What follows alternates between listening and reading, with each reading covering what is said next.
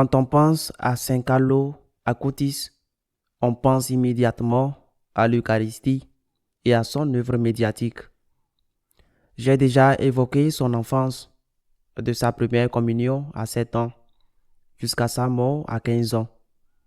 Il communiait quotidiennement, ce qui témoigne de sa chasteté, un exemple pour ces jeunes et adolescents qu'il admire et souhaite suivre ses traces, la chasteté.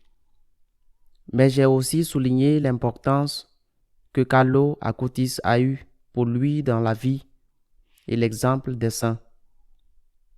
Cependant, avant de m'attarder sur les saints qui furent de grands amis et maîtres de Saint Carlo Acutis, j'aimerais m'attarder sur un autre aspect de sa vie, peut-être moins connu que son amour pour l'Eucharistie. Je parle de son affection et de son service envers les personnes dans le besoin. Il aidait dans les soupes populaires, allait nourrir les mendiants, naturellement. Il avait son âge, donc cela lui rendait difficile de faire certaines choses, car même dans beaucoup de ces endroits, ils ne veulent pas accepter les mineurs à cause du risque qu'ils représentent.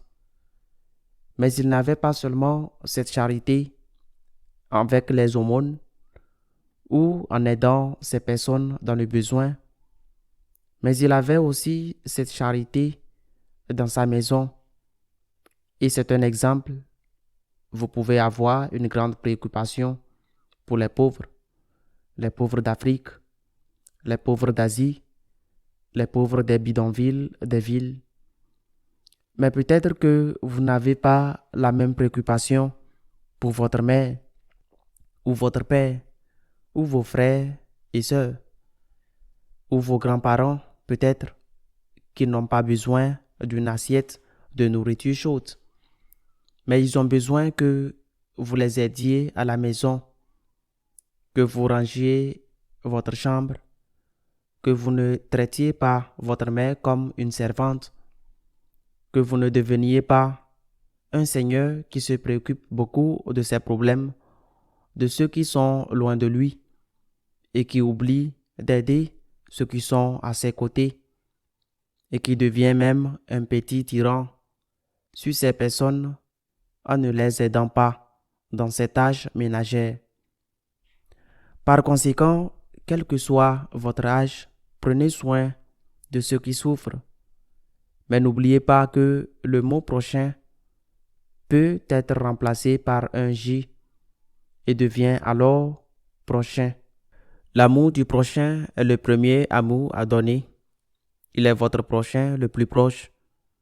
Si vous vous souciez de résoudre les problèmes du monde et que vous ne vous souciez pas d'aider votre mère fatiguée, ni d'accomplir vos devoirs, même intellectuels, je parle ici des tâches ménagères, alors votre amour pour Jésus est un amour de parole ou de sentiment, et il est vide d'œuvre.